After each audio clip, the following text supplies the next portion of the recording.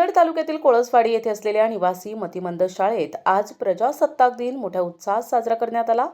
विद्यार्थ्यांच्या भाषणांनी, घोषणांनी आणि आनंदी सहभागाने या कार्यक्रमाला विशेष रंगत आली। कोळसवाडी येथील निवासी मतिमंद शाळेत प्रजासत्ताक दिनानिमित्त आयोजित ध्वजारोहण सोहळा समाजसेविका उषा अग्रवाल यांच्या हस्ते पार पडला।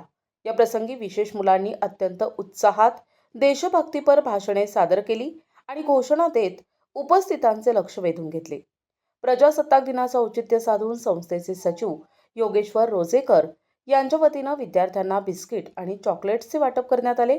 या कार्यक्रमात संस्थेचे अध्यक्ष कौशल्याबाई अवसरमल, मनीषा रोजेकर, मनीषा विटोरे, सुषमा नागपुरे, रेणुका अग्रवाल, सुभाष वाघ, विलास शिरसाट यांच्यासह शाळेचे शिक्षकवृंद, कर्मचारी आणि ग्रामस्थ मोठ्या संख्येने उपस्थित होते।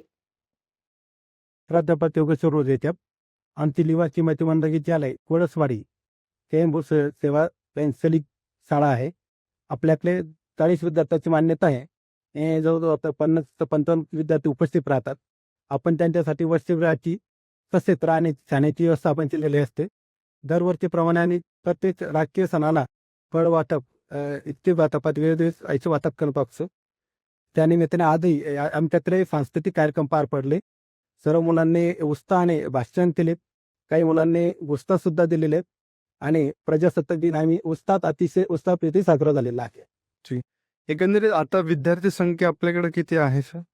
आपल्याकडे 55 विद्यार्थी आहेत आणि किती शिक्षक वृंद यासाठी काम करतात? आपल्याकडे म्हणजे आम्हाला 22 विद्यार्थी शिक्षकांची मान्यता आहे। स्थापती पण आमच्याकडे 12 पद्या उपस्थित आहे। 12 स्टाफ मध्ये त्यामध्ये काही विशेष शिक्षक आहे, त्यानंतर वसतिगृह अधीक्षक आहे, शिपाई आणि वेगवेगळ्या पदावर शिक्षक आहेत। आज सर्वजण हजर होते। आता भारत उत्सवासाठी गेले सर्व। प्रतिनिधी रवींद्र खरात, NTV न्यूज मराठी, छत्रपती संभाजीनगर।